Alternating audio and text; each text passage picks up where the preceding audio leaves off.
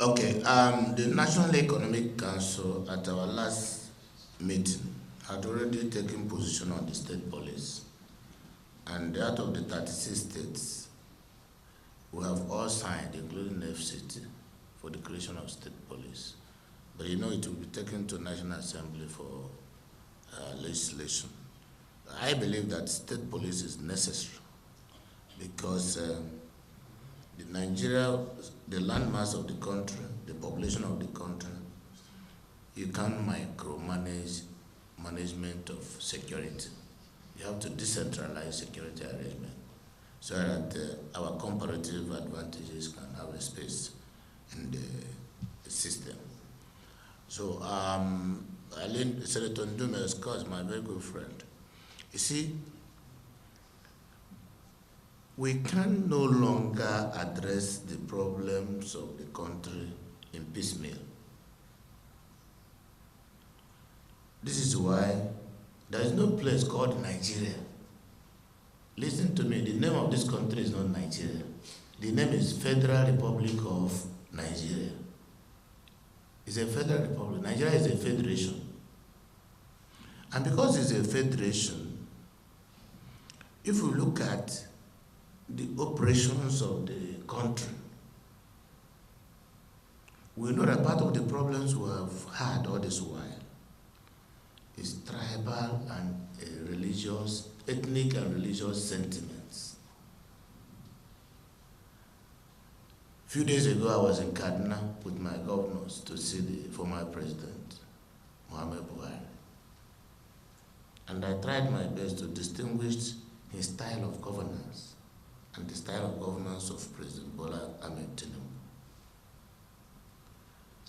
President Buhari came for 8 years, followed that status quo of using no names, no measures, no methods to rule Nigeria. At the end of the 4 years he left, President Bola Ahmed Tinubu came with a different style of governance, very bold, reform-driven, courageous, and we have seen the difference. Even though that any government that embarks on reform, at the beginning of it, there will be agitation, complaints here and there. But we find out that under Tinubu, in 2020, my federal allocation was below 5 billion in Imo State. But now the least we get is 12 to 13 billion because things like subsidy for petroleum products has been removed, the money saved. All those wastages and leakages blocked. We have access to more revenue. The challenge now is how will the subsidiary leadership use this money? I'm able to do Owerri-Mbise Road, 89 billion naira without borrowing money. It's because of increased allocation. I have embarked on Akokwa-Mwe to Oga Road, erosion control, very close to 150 billion without borrowing from anybody, from any bank. We did Olu Road, we did Okiwe Road. This is able to happen because we are now making more revenue. And we must speak to it.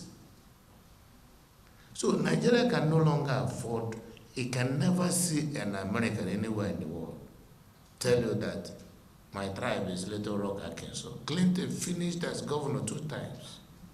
Governor of Little Rock, Arkansas. Came to New York, the wife became a senator. So the country is one. We are looking for a merit-driven government.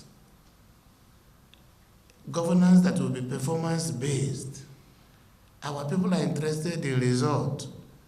If you take somebody who read history and make him managing director of a Nigerian Ports Authority, and he's not making money, why not take somebody who is a marine engineer, who understands the administration of ports, even if he's from the same mother with me, and to be able to make more money and use that more money to develop Nigeria?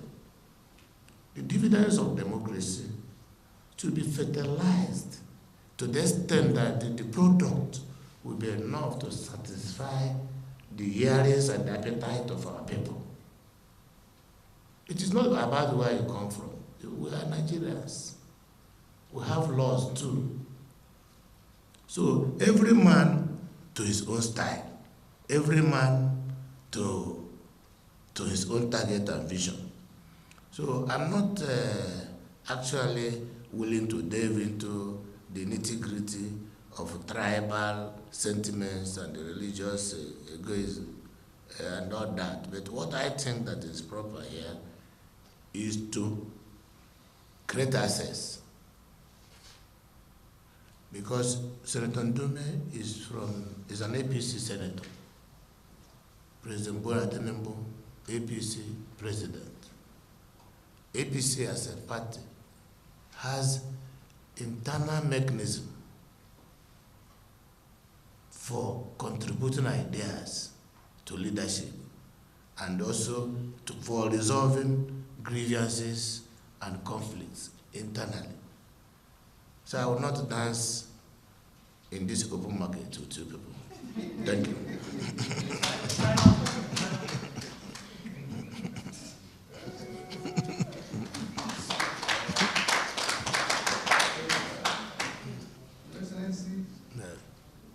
Apart from depending on federal allocation, I want you to shed light on what you are doing to expand the revenues. Thank you for reminding me that when I came in 2020, let me tell you one by one. 2020, our internally generated revenue in Imo State was less than 400 million naira.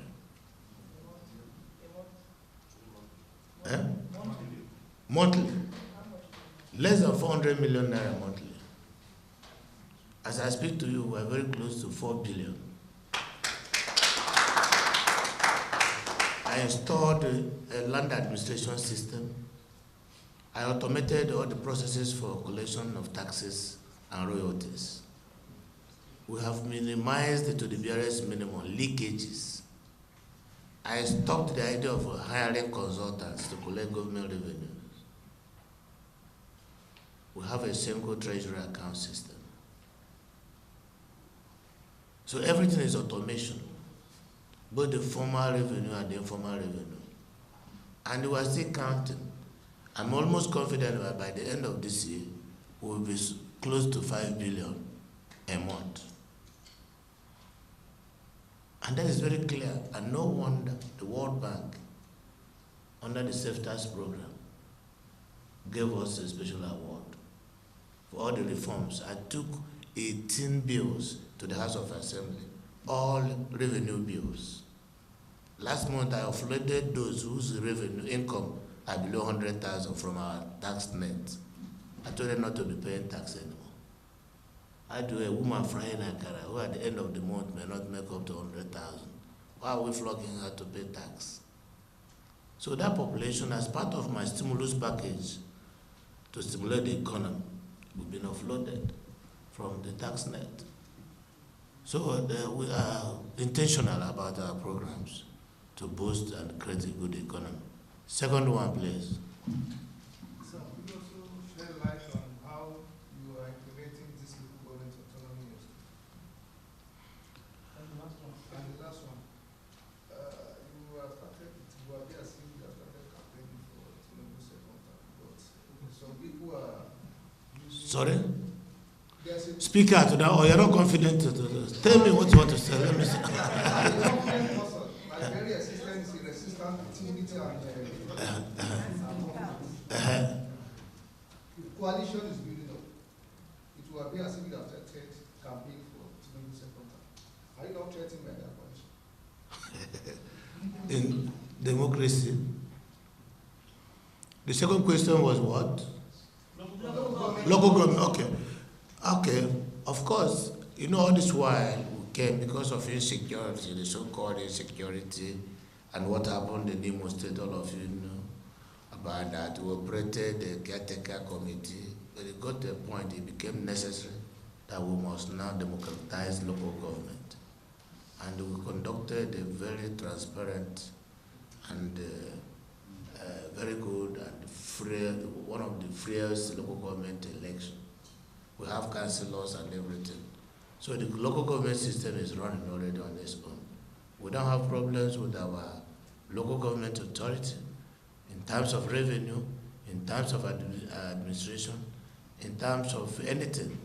The only thing which I've even let go is that because we automated our payroll system, the local government, primary health care staffs, some local government are not solvent enough to fund primary health centers and local teachers by the mega size of money they receive, according to the indices of the Revenue Mobilization and Fiscal Commission. So what we are doing now is to intervene from the state. So I'm very comfortable. The local government, if it's working well, and those mandated to manage local government are doing well, it means the state is doing well. Because there is no state without local government. If we are better at home at the local government, then we are better at the state level. And like manner, if every state in the country we are good, federal government is also very, very good. So we don't have any issue with local government autonomy, and but in fact, as a matter of fact, the word autonomy is strange, because neither federal government can work without state government, nor state government to work without local government. Most of the functions and activities of these three tiers of government run in pari passu. They're interwoven. Even though we respect without every sense of sincerity the doctrine of separation of power. At the local government, you have a legislative council. At the state, you have a House of Assembly. Federal government, you have National Assembly. And the Constitution is very clear where our responsibilities to come from, whose role it is to do what, and whose role it is not to do that what. Very, very clear. And all of us swore to an oath to defend this holy book called the Constitution. And that is what we are doing. So we should also support the local government to succeed, as much as expecting federal government to support the state to also succeed. Because at the end of the day, it is the welfare and the happiness of our people that is important and that should be paramount.